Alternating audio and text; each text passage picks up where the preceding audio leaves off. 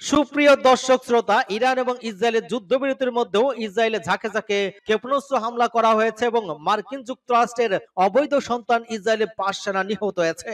ইরানের হামলায় ৫ সামরিক ঘাঁটি ধ্বংস করা হয়েছে।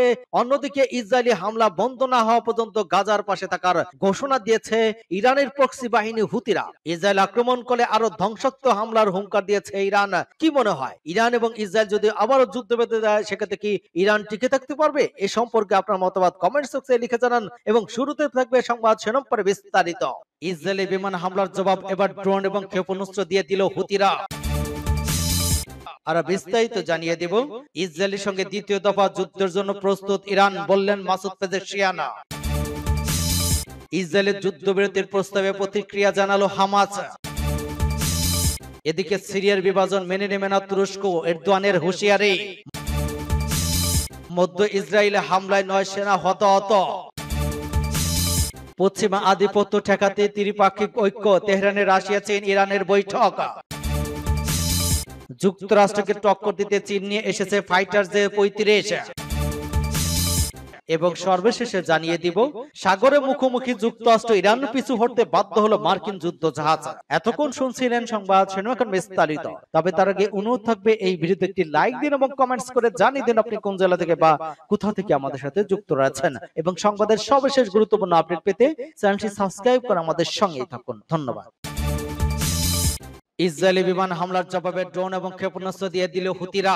ইয়েমেনের হুদাইদা বন্দরে আবারও বিমান হামলা চালিয়েছে ইসরায়েল। হুতি বিদ্রোহীদের অবস্থান লক্ষ্য করে ওই হামলা চালানো হয় বলে দাবি করেছে তেল আবিব। জবাবে ইসরায়েল বিভিন্ন লক্ষ্যবস্তুতে পাল্টা ড্রোন এবং ক্ষেপণাস্ত্র হামলা চালিয়েছে। হুতি বিদ্রোহী গোষ্ঠী হামলার পর গোষ্ঠীটি চরম মূল্য দিতে হবে বলে হুঁশিয়ারি দিয়েছেন ইসরায়েলি প্রতিরক্ষা মন্ত্রী। গাজা যুদ্ধকে কেন্দ্র করে ইয়েমেনের হুতি বিদ্রোহী এবং ইসরায়েলি বাহিনীর মধ্যে পাল্টাপাল্টি হামলা অব্যাহত আছে। স্থানীয় সময় সোমবার ইয়েমেনের হুদাইদা বন্দরে হামলা চালায় নেতানিয়াহু বাহিনী। ইসরায়েলি প্রতিরক্ষা মন্ত্রী ইসরায়েল কাটজ জানান, হুতিদের ড্রোন এবং ক্ষেপণাস্ত্র ব্যবহারের ঘাঁটি ধ্বংসে অভিযান চালানো হয়েছে। তেল আবিবের দাবি, ওই বন্দর দিয়ে অস্ত্র পাচারের মাধ্যমেই ইসরায়েলের বিরুদ্ধে সন্ত্রাসী কার্যক্রম চালায় গোষ্ঠীটি। জবাবে ড্রোন এবং ক্ষেপণাস্ত্র হামলা চালিয়েছে হুতিরা। গোষ্ঠীটির সামরিক বাহিনীর মুখপাত্র ইয়াইসারি এক বিবৃতিতে দাবি করেছেন, Israeli Tel Aviv Ben Gurion বিমানবন্দর, আশদোদ, জাফা এবং ইলাদ বন্দরের সফল ড্রোন হামলা চালানো হয়েছে। এছাড়া বেন গুরিয়ন বিমানবন্দরকে লক্ষ্য করে পৃথক এক হামলায় প্যালেস্টাইন টু হাইপারসোনিক ব্যালিস্টিক ক্ষেপণাস্ত্র ব্যবহার করা হয়েছে বলেও জানান হুতি মুখপাত্র। তিনি আরো জানান, হুদাইদা ইসরায়েলি আগ্রাসন এবং গাজায় অব্যাহত বোমাবর্ষণের জবাবে ওই হামলা চালানো হয়। যদিও তেল আবিবের দাবি ইয়েমেন একটি ড্রোন বোমাদিত করা হয়েছে, হুতিদেরকে ওই হামলা চড়া মূল্য দিতে হবে বলে হুঁশিয়ারি দিয়েছেন ইসরায়েলি প্রতিরক্ষা মন্ত্রী কাটজ। অক্টোবর ২০২৩-এ গাজায় যুদ্ধ শুরু হওয়ার পর থেকে পর্যন্ত হুদাইদা অন্তত ১২ দফা হামলা চালিয়েছে ইসরায়েল। পাল্টা ইসরায়েলগামী জাহাজে হামলা অব্যাহত রেখেছে হুতিরা। গোষ্ঠীটির নিজের ড্রোন নেটওয়ার্ককে বিস্তৃত করেছে বলেও ধারণা বিশ্লেষকদের। ইসরায়েলের সঙ্গে দ্বিতীয় দফা যুদ্ধের জন্য প্রস্তুত ইরান, বললেন মাসুদ পেজেশকিয়ান। প্রয়োজনে দখলদার ইসরায়েলের বিরুদ্ধে যে কোনো ধরনের যুদ্ধে ইরান প্রস্তুত আছে বলে জানিয়েছেন ইরানের প্রেসিডেন্ট মাসুদ পেজেশকিয়ান। সেই সঙ্গে চলমান যুদ্ধবিরতি নিয়ে ইরান তেমন আশাবাদী নয় বলেও জানিয়েছেন তিনি। সম্প্রতি আল জাজিরায় দেওয়া এক সাক্ষাৎকারে তিনি এসব কথা জানান। এই সময় আন্তর্জাতিক বিরোধিতা সত্ত্বেও ইরান তার ইউরেনিয়াম সমৃদ্ধকরণ কর্মসূচি চালিয়ে যাবে বলেও উল্লেখ করেন পেজেশকিয়ান। পাশাপাশি তিনি দাবি করেন যে এই কর্মসূচি আন্তর্জাতিক আইনের কাঠামোর মধ্যেই বাস্তবিত হবে। ইরানের পরমাণু কর্মসূচি নিয়ে পশ্চিমা দেশগুলোর সঙ্গে দীর্ঘদিনের উত্তেজনা চলছে। যুক্তরাষ্ট্র এবং ইউরোপীয় ইউনিয়নের ইরানের উপর নিষেধাজ্ঞা জারি রেখেছে। অন্যদিকে ইরান দাবি করে আসছে তাদের কর্মসূচি শান্তিপূর্ণ উদ্দেশ্যে। সাক্ষাৎকারে পেজেশকিয়ান কঠোর অবস্থান নিলেও কূটনৈতিক সমাধানে ইঙ্গিত দিয়েছেন। তবে তিনি স্পষ্ট করে বলেছেন, আমরা আমাদের সার্বভৌম অধিকার ত্যাগ করব না। বিশ্লেষকদের মতে পেজেশকিয়ানের ওই বক্তব্যে ইঙ্গিত দেয় যে ইরান পরমাণু চুক্তি পুনরুজ্জীবিত করতে আগ্রহী, তবে দেশটি পশ্চিমা চাপের মুখে নতি স্বীকার করবে না। আগামী দিনগুলিতে ওই ইস্যুতে কূটনীতিক টানাপোড়েন অব্যাহত থাকতে পারে। উল্লেখ্য, ইরান যুক্তরাষ্ট্র পরমাণু আলোচনার মধ্যেই ইসরায়েল গত ১৩ জুন ইরানের একাধিক পরমাণু স্থাপনা এবং বেসামরিক স্থানে হামলা চালায়। পাল্টা জবাব দেয় ইরানও। পরে যুক্তরাষ্ট্র ইরানের পরমাণু স্থাপনায় হামলায় যোগ দেয়। ইরানও মধ্যপ্রাচ্যের মার্কিন ঘাঁটিতে ক্ষেপণাস্ত্র হামলা চালায়। এরপর যুদ্ধবিরতি ঘোষণা করেন মার্কিন প্রেসিডেন্ট ডোনাল্ড ট্রাম্প। ১২ দিনের ওই যুদ্ধে ইরান এবং ইসরায়েলের ব্যাপক ক্ষয়ক্ষতি হয়। ইসরায়েলের যুদ্ধবিরতি প্রস্তাবে প্রতিক্রিয়া জানালো হামাস। গাজায় ৬০ দিনের যুদ্ধবিরতির জন্য ইসরায়েলি প্রস্তাবে নিজেদের প্রতিক্রিয়া জমা দিয়েছে ফিলিস্তিনের স্বাধীনতাকামী সশস্ত্র গোষ্ঠী হামাস। দুহায় চলমান আলোচনার সাথে সংশ্লিষ্ট দুটি ফিলিস্তিনি সূত্র এই তথ্য নিশ্চিত করেছে। ইসরায়েলি কর্মকর্তারা এখন হামাসের প্রতিক্রিয়া খতিয়ে দেখছে। টেলিগ্রাম এক পোস্টে ফিলিস্তিনি গোষ্ঠীটি বলেছে, হামাস যুদ্ধবিরতির প্রস্তাবে তারা এবং ফিলিস্তিনি দলগুলোর প্রতিক্রিয়া মধ্যস্থতাকারীদের কাছে জমা দিয়েছে। সূত্র জানিয়েছে, হামাস প্রতিক্রিয়ায় গাজায় ত্রাণ সহায়তা প্রবেশের ধারাবাহিকতাগুলো সংশোধনী, ইসরায়েলি সেনাবাহিনী যে অঞ্চলগুলো থেকে প্রত্যাহার করবে তার মানচিত্র এবং সংঘাতের স্থায়ী অবসান নিশ্চিত করার নিশ্চয়ই অন্তর্ভুক্ত করা হয়েছে। টাইমস অফ ইসরায়েল জানিয়েছে, ইসরায়েলি কর্মকর্তারা এখন হামাসের প্রতিক্রিয়া খতিয়ে দেখছে। প্রতিবেদনে আরো বলা হয়েছে, গত মঙ্গলবার হামাস একটি প্রস্তাব জমা দিয়েছিল, তবে আরব মধ্যস্থতাকারীরা তা দ্রুত প্রত্যাখ্যান করেন। এমনকি তারা যুক্তরাষ্ট্র এবং ইসরায়েলের কাছে প্রস্তাবটি আলোচনা করতে অস্বীকৃতি জানান এবং সেই সঙ্গে হামাসকে আরো গ্রহণযোগ্য প্রস্তাব দেওয়ারও আহ্বান জানান। হামাস সেই দাবিতে সম্মত হয়। এক ইসরায়েলি কর্মকর্তা জানিয়েছেন, হামাসের মঙ্গলবার যে প্রস্তাব দিয়েছিল তার কিছু দাবি সর্বশেষ প্রস্তাব থেকে বাদ দেওয়া হয়েছে। ইসরায়েল এখন হামাসের নতুন প্রতিক্রিয়া সম্পূর্ণরূপে খতিয়ে দেখছে বলে জানান তিনি। সিরিয়ার বিভাজন মেনে নেবে না তুরস্ক, এরদোয়ানের হুঁশিয়ারি। সিরিয়াকে ভাঙতে দেবে না বলে হুঁশিয়ারি দিয়েছেন তুরস্কের প্রেসিডেন্ট রিসেপ তাইপ এরদোয়ান। তিনি বলেছেন, ইসরায়েলি একটি সন্ত্রাসী রাষ্ট্র সিরিয়ার দ্রুজ জনগোষ্ঠীকে অজুহাত বানিয়ে দেশটির সীমান্তবর্তী অঞ্চলে হামলা চালাচ্ছে রক্তপিপাসু দেশটি। আনাদুল এজেন্সির প্রতিবেদনে বলা হয়েছে, রাজধানী আঙ্কারায় মন্ত্রিসভার বৈঠকের পর এরদোয়ান বলেছেন, দ্রুজ জনগোষ্ঠীকে অজুহাত বানিয়ে সিরিয়া হামলা চালাচ্ছে ইসরায়েল। যেমন আমরা সিরিয়ার বিভাজন এবং টুকরো টুকরো হওয়ার বিরুদ্ধে ছিলাম, আজও আগামীকাল সেই থাকবো।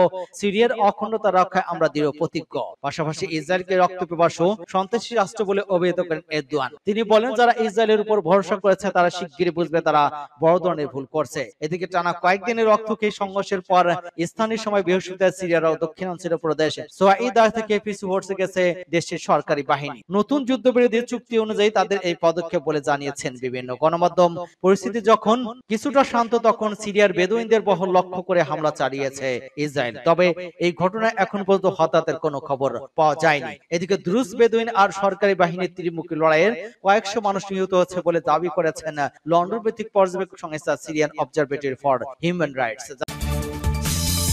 মধ্য ইসরায়েলি নয় সেনা হতাহত, বর্তমান পরিস্থিতি উত্তপ্ত, নিরাপত্তা বাহিনীর অভিযান অব্যাহত রয়েছে।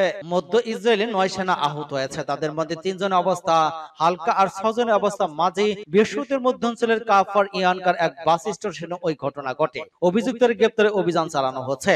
ইসরায়েলি অ্যাম্বুলেন্স সার্ভিস এক বিবৃতিতে এই তথ্য নিশ্চিত করেছে। ইসরায়েলি সংবাদ মাধ্যম ইসরায়েলি হাইজম জানিয়েছে, সন্দেহভাজন এক চালক গাড়ি চালিয়ে সেনাদের লক্ষ্য করে হামলা চালায়। পরে ঘটনাস্থল থেকে সে পালিয়ে যায়, তার পরিচয় এখনো প্রকাশ করা হয়নি। ঘটনার পরপরই ইসরায়েলি পুলিশ হামলাকারীকে খুঁজে বের করতে এলাকা জুড়ে ব্যাপক তল্লাশি চালাচ্ছে। পশ্চিম তীর বিভাগের পক্ষ থেকে সন্দেহজনকে গ্রেপ্তারের জন্য বিভিন্ন স্থানে চেক পয়েন্ট স্থাপন করা হয়েছে। এছাড়া পুলিশ আশেপাশে শহর এবং নগরগুলোর জরুরি ইউনিট মোতায়েনের নির্দেশ দিয়েছে। আজিজের সূত্র অনুযায়ী হামলার জেরে ইসরায়েলি বাহিনী পশ্চিম তীরে তুলকারম অঞ্চলে জাবারা এবং আনরাব চেক পয়েন্টে বন্ধ করে দিয়েছে। ইসরায়েলি সম্প্রচার কর্তৃপক্ষ ওই ঘটনাকে সন্ত্রাসী হামলা হিসেবে আখ্যা দিয়েছে। পুলিশ মনে করছে এটি ইচ্ছাকৃত হামলা। ইসরায়েলি চ্যানেল 12 জানিয়েছে, সন্দেহভাজন চালককে ধাওয়া করতে হেলিকপ্টারও ব্যবহার করা হচ্ছে। ইসরায়েলি দৈনিক ইহুদ আরনোহাত কাফার ইয়োনার মেয়রের পদে জানিয়েছে, কাফার ইয়োনা বাস স্টেশন অত্যন্ত উদ্বেগজনক এলাকা। আমরা অনুরোধ করেছি যে অন্য ঘটনা প্রতিরোধে স্টেশনটি আরো সুরক্ষিত করা হোক। বর্তমান পরিস্থিতি উত্তপ্ত এবং নিরাপত্তা বাহিনী অভিযান অব্যাহত রয়েছে। সূত্র আল জাজিরা। পশ্চিমা আধিপত্য ঠেকাতে দ্বিপাক্ষিক ঐক্য, তেহরানে রাশিয়া চীন ইরান বৈঠক। পশ্চিমা দাপট এবং নিষেধাজ্ঞা চাপ মোকাবেলা এক কূটনৈতিক জোট গড়ে উঠেছে রাশিয়া চীন এবং ইরান। সম্প্রতি তেহরানে এই 3 দেশের শীর্ষ কর্মকর্তাদের অংশগ্রহণে এক দ্বিপাক্ষিক বৈঠক পারমাণবিক কর্মসূচি, পশ্চিমা আধিপত্য এবং একতরফা নিষেধাজ্ঞা এবং সম্ভাব্য স্ন্যাপব্যাক ব্যবস্থার বিরুদ্ধে একযোগে কাজ করার অঙ্গীকার ব্যক্ত করেছে। ইরানের পররাষ্ট্র মন্ত্রণালয়ের উদ্যোগে আয়োজিত ওই বৈঠকে অংশ নিয়েছেন রাশিয়ার প্রতিনিধিরা বলেন, পশ্চিমা বিশ্বের চাপ এবং হুমকির বিরুদ্ধে পারস্পরিক কূটনৈতিক সমন্বয় এবং সহযোগিতা বজায় রাখা এখন সময়ের দাবি। বৈঠকে ইরানের আইন এবং আন্তর্জাতিক বিষয়ক উপপররাষ্ট্রমন্ত্রী কাজেম গারবাদি জোর দিয়ে বলেছেন, ইউরোপীয় দেশগুলো যদি আবার জাতিসংঘের মাধ্যমে নিষেধাজ্ঞা আরোপের চেষ্টা করে তবে তা সম্পূর্ণ অবৈধ হবে। তিনি বলেন, 2018 সালে যুক্তরাষ্ট্র যখন একতরফাভাবে পরমাণু চুক্তি থেকে সরে যায় তখনই তারা ওই চুক্তির ধারা সক্রিয় করার অধিকার হারিয়েছে। যুক্তরাষ্ট্রকে টক্কর দিতে চীন নিয়ে এসেছে ফাইটার জে-35। দীর্ঘদিন ধরে বিশ্বের একমাত্র নৌবাহিনী হিসেবে যুক্তরাষ্ট্রকে বিমানবাহী রণতরীতে স্টিল যুদ্ধ বিমান মোতায়েন করে আসছিল। তবে এবার চীন নিজস্ব জে-35 স্টিল ফাইটারকে অপারেশন করে সেই একচেটিয়া আধিপত্যকে সরাসরি চ্যালেঞ্জ জানিয়েছে। চীনের পিপলস লিবারেশন আর্মি নেভি ইতিমধ্যে প্রথম দুটি জে-35 যুদ্ধ বিমান গ্রহণ করেছে। এই ক্যারিয়ার ভিত্তিক স্টিল ফাইটার মোতায়েনের মাধ্যমে চীন প্রথমবারের মতো যুক্তরাষ্ট্রের নো স্টিল ক্ষমতার একচ্ছত্র নিয়ন্ত্রণকে প্রশ্নবিদ্ধ করেছে। বর্তমান যুক্তরাষ্ট্রের বিমানবাহী রণকৌশলগুলোতে 110টির বেশি F-35C স্টিল জেট মোতায়েন রয়েছে। এই বিপরীতে চীন এখনো প্রাথমিক পর্যায়ে রয়েছে। তবে বিশেষজ্ঞদের মতে গত কয়েক বছর চীনের প্রতিরক্ষা শিপইয়ার্ডগুলো উৎপাদন ক্ষমতা এবং গতি থেকে বোঝা যাচ্ছে খুব শিগগিরই চীন যুক্তরাষ্ট্রের প্রতিদ্বন্দ্বী শক্তি হয়ে উঠে দাঁড়াতে পারে। চীনের তৃতীয় বিমানবাহী রণতরী ফুজিয়ান বর্তমানে সমুদ্র পরীক্ষা পর্যায়ে রয়েছে। এটি আগের দুটি রণতরীর তুলনায় প্রযুক্তিগতভাবে আরো উন্নত এবং স্টিল জেট পরিচালনার জন্য প্রস্তুত। এর বাইরে চীন এখন টাইব 4 নামে একটি পারমাণবিক শক্তিচালিত রণতরী নির্মাণ করেছে, যা যুক্তরাষ্ট্রের স্ট্যান্ডার্ডের কাছাকাছি পৌঁছাতে পারে। সাগরে মুখোমুখি যুক্তরাষ্ট্র ইরান, পিছু হটতে বাধ্য হলো মার্কিন যুদ্ধ জাহাজ। উত্তেজনাপূর্ণ পরিস্থিতির মধ্যে ওমান উপসাগরে ইরানি বাহিনীর সঙ্গে মুখোমুখি হলে একটি মার্কিন যুদ্ধ জাহাজ। ইরানের দাবি তেহরানের আঞ্চলিক জলসীমায় প্রবেশের চেষ্টা করায় তারা মার্কিন জাহাজটিকে সতর্ক করে প্রতিহত করেছে। বুধবার রাষ্ট্রীয় টেলিভিশনে প্রতিবেদনে এই তথ্য জানানো হয়েছে। ইরানি রাষ্ট্রীয় টিভি জানায়, স্থানীয় সময় সকাল 10টা নাগাদ ইরানি সেনাবাহিনীর একটি হেলিকপ্টার ইউএসএস টিভিস নামের মার্কিন যুদ্ধ জাহাজের উপর দিয়ে উড়ে যায় যখন সেটি ইরানের তত্ত্বাবধানে থাকা জলসীমা প্রবেশের চেষ্টা করছিল। ঘটনার সময় উভয় পক্ষ থেকে হুঁশিয়ারি উচ্চারণ করা হয়। প্রতিবেদনে বলা হয়, মার্কিন জাহাজটি পাল্টা হুমকি দিলেও ইরানি পাইলট বারবার সতর্ক করে বলেন তারা যেন ইরানের জলসীমা থেকে সরে যায়। শেষ পর্যন্ত যুদ্ধ জাহাজটি পিছু হটে এবং গতিপথ পরিবর্তন করে বলে দাবি করেছে ইরান। এ নিয়ে এখন পর্যন্ত মার্কিন নৌবাহিনীর পক্ষ থেকে কোনো আনুষ্ঠানিক প্রতিক্রিয়া পাওয়া যায়নি। তবে ইরানি টেলিভিশন এক ভিডিও প্রকাশ করেছে যেখানে দেখা যায় একটি হেলিকপ্টার থেকে একটি যুদ্ধ জাহাজকে পর্যবেক্ষণ করা হচ্ছে এবং পাইলটটাকে পথ পরিবর্তন করার আহ্বান জানাচ্ছেন। সম্প্রতি যুক্তরাষ্ট্র এবং ইরানের মধ্যে উত্তেজনা আবারও বাড়ছে। এর মাত্র এক মাস আগে 22 জুন ইসরায়েলের সঙ্গে 12 দিনের যুদ্ধে ইরানে একটি গুরুত্বপূর্ণ পারমাণবিক স্থাপনায় যুক্তরাষ্ট্রের হামলা চালিয়েছিল। ওই ঘটনার পর দুই দেশের কূটনৈতিক এবং সামরিক সম্পর্ক আরো খারাপের দিকে গিয়েছে। ইরানি বাহিনী এর আগেও যুক্তরাষ্ট্রের সেনাদের সঙ্গে এক ধরনের মুখোমুখি অবস্থান নিয়েছে। 2023 সালে ইরান দাবি করেছিল তারা একটি মার্কিন সাবমেরিনকে হরমুজ প্রণালীর কাছে পানির উপর উঠতে বাধ্য করেছে, তবে ওয়াশিংটন সেই সময় সে দাবি নাকচ করে দিয়েছিল।